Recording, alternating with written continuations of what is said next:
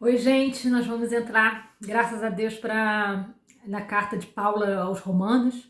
Tem sido uma bênção tão grande ter me acrescentado tanto esse novo estudo, essa nova dedicação às Escrituras. E teria muita coisa para falar, né? O ideal não seria aqui falar de repente num período muito curto, mas eu vou tentar simplificar, ser bem sucinta no que diz Paulo na carta aos Romanos. A gente vê logo depois de Atos, né, foi necessário que o Espírito Santo ordenasse que Atos viesse antes, porque a gente entende todo o processo ali. Atos vai situar ali as viagens missionárias de Paulo que ele fez ao longo da sua vida, ao longo do seu ministério de entrega ao cristianismo, da obra do Senhor. E Paulo vai relatar agora a gente encerra Paulo preso em Roma, né? E depois a gente passa para a carta aos Romanos. Paulo, como o nome diz, né? Ele não é as cartas, normalmente as cartas paulinas, elas não são igual aos evangelhos, que eles aparecem de maneira anônima, eles não identificam o seu autor, né? O autor supremo é o Espírito Santo, e o autor humano realmente é Paulo. Então ele faz questão de se identificar ali, dizendo: Paulo é servo e apóstolo do Senhor Jesus. É muito interessante essas duas qualificações que ele dá logo no início da carta, porque servo, não sei se você sabe que a Bíblia foi escrita em aramaico, né, que é um idioma que nem existe mais, e depois ela foi traduzida para o grego. E como no grego, né, algumas palavras elas têm duplo sentido ou vários significados, como na nossa língua, né? Às vezes tem uma palavra que ela serve para duas coisas. E manga da camisa, e manga, uma fruta. E essa palavra aqui, servo, né? Os estudiosos falam que seria uma palavra que no grego ela é doulos, que ela é tida como escravo. Então não ia soar muito bem aqui, né? Você ser escravo de Deus, não é escravo, você fica melhor, mais apropriado o título de servo e apóstolo. E pode parecer que Paulo talvez esteja se gabando do seu título ali eclesiástico, mas não é não.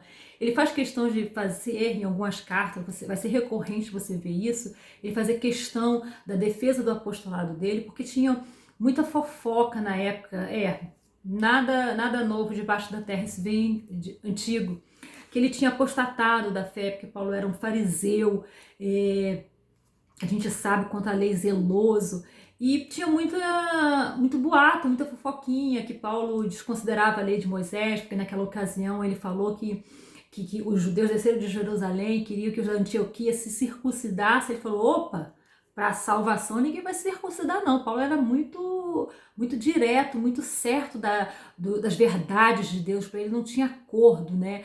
Então ele foi enfático ali nessa situação. Então aqui a gente vai ver que ele faz questão da defesa do apostolado dele, porque tinha esse empecilho aí no meio do caminho, né? As pessoas. Então, os irmãos da igreja de Roma, né? Até se considera que lá no final ele faz algumas saudações a alguns irmãos, pode ter tido algum contato antes, mas ele não conhecia de fato a igreja que estava em Roma. O intuito de escrever essa carta que ele pede é porque ele queria ir até a Espanha para evangelizar. Ele fala que a área que ele já plantou igrejas por ali, que estava toda explorada. Então, onde ele podia ali ir da região dele, ele já tinha explorado todo aquele campo, já tinha deixado os líderes. Então, organizando as igrejas. E então ele queria ir até a Espanha, porque era o limite. Depois da Espanha, no caso, depois só teria o mar. Se você for ver no mapa aqui da Europa, você vai ver realmente que Roma está bem no caminho, né, para a Espanha. E ele pede se essa igreja, se os irmãos dessa igreja, se pode apoiar ele. Ele queria fazer a igreja de Roma como uma base missionária. Então é por isso que ele faz a introdução mais longa que tem da carta, e ele vai se colocando ali como servo, né, e apóstolo do Senhor Jesus, porque ele fala que mais à frente ele vai falar que ele nem direito de ser apóstolo ele tinha, mas foi Jesus mesmo que o chamou, que ele foi apóstolo fora de época. Então, e você vai ver que uma coisa também muito interessante que ele fala: porque eu não me envergonho do evangelho de Cristo. Isso dentro da cultura romana era muito assim, não é difícil, mas para entender isso, você tem que entender a cultura da época, porque morte de cruz naquela época era a pior morte, era muito vergonhoso. Então, você realmente declarar publicamente que você estava seguindo, defendendo a ideia de alguém que tinha sido crucificado à morte, era muito forte isso. E Paulo ele faz questão, porque eu não me envergonho do evangelho de Jesus Cristo. E ao contrário das outras cartas, que elas têm mais como intenção de corrigir, às vezes, por problemas doutrinários que aconteciam, né? A locomoção daquela época não é o que nós temos hoje. Então, Paulo ele plantava igreja, às vezes ele ia para outra região para evangelizar, e às vezes acontecia daquela igreja que ele tinha passado, tinha acontecido algum problema. Então, às vezes ele mandava as cartas ali para poder instruir os irmãos, às vezes dar uma bronca, às vezes para consolar. Então a gente vai ver, isso é uma característica, mas essa carta de Paulo não. Essa carta aos Romanos é uma carta que ele faz uma exposição e uma defesa da fé e da graça de Deus, né? Que ele começa lá citando Abacuque que o justo viverá pela fé. Então ele começa, parece que no primeiro capítulo ele está atacando ali os gentios, que ele fala que eles viraram as costas para Deus, que eles não são, que eles passaram a adorar a criatura no lugar do Criador, que eles não têm desculpa porque Deus deu a natureza para eles verem a manifestação do poder de Deus. E quando você vai para o capítulo 2, aí ele vira para os judeus, que ele fala que os judeus estão em condição superior de modo algum. Então sempre que você vê Paulo fazendo uma pergunta, é uma pergunta chamada pergunta retórica, é que na verdade a resposta sempre vai ser o contrário. Porque o judeu ele achava que porque ele era o povo da promessa, o povo da aliança, eles tinham a lei de Moisés, eles achavam que só por isso eles já estavam salvos, né? Que na verdade Deus deu a lei para botar como um parâmetro ali de ética para viver em sociedade. Então, a lei, na verdade, ela nos conscientiza que nós somos os pecadores. A lei nos conscientiza de quem nós somos. Ele pergunta, a lei é ruim? De modo algum. Mas os judeus não estavam entendendo isso. Então, eles acreditavam que simplesmente eles eram o povo escolhido e eles eram o povo e eles tinham a lei de Moisés, isso bastava para a salvação deles. Então, ele vai trazer ali o diagnóstico, mostrando que tanto os judeus quanto os gentios, eles estão perdidos, que a salvação ela só virá pela fé em Cristo Jesus. Ele traz o diagnóstico da nossa condição enquanto humano. Enquanto seres humanos, nós estamos perdidos até nós encontrarmos a nossa salvação em Cristo Jesus. E ele vai depois mostrando a solução. É como se eu fosse a um médico, o médico me desse o diagnóstico, então o médico ele usa de sinceridade. Olha, você tem tal doença e é uma doença grave, é uma doença agressiva e tem esse tratamento. É isso que a mesma coisa Paulo faz.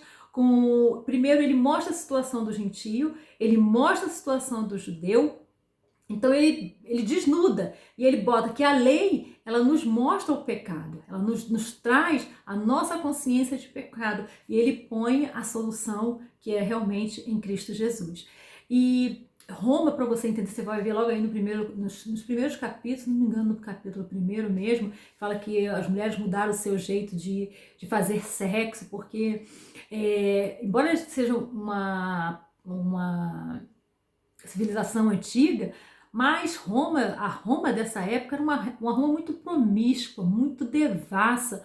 Os historiadores vão dizer que quase todos os imperadores de Roma foram homossexuais. Eu teria uma ideia hoje que para mim, seriam bissexuais, que casavam, né, por uma questão de deixar depois aí o seu reinado, mas que era tão natural esse relacionamento homossexual, foi a sociedade de todas as épocas que mais se aceitou de maneira natural o homossexualismo. Para você ver, já naquela época, o nível, né, o nível moral ali em Roma era muito baixo, era promíscuo, era assim, corruptível mesmo, já era muita corrupção. E Roma, por um lado, era forte, foi o império que mais se estendeu em toda a face da terra, foi o que mais ganhou espaço mesmo no território. Depois dele não teve outro.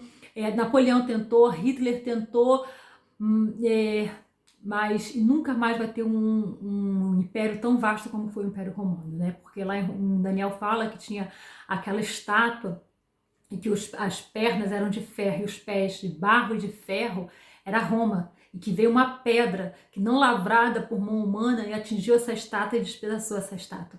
Então essa pedra ela foi crescendo, crescendo, crescendo. Então essa pedra é o próprio Senhor Jesus, né? Ele é o reino, e o reino foi crescendo, o reino de Deus. Depois desse reino viria um outro reino que não passaria. É o reino de Deus, ele foi se estabelecendo, estabelecendo e continua até hoje. É o reino que não passará.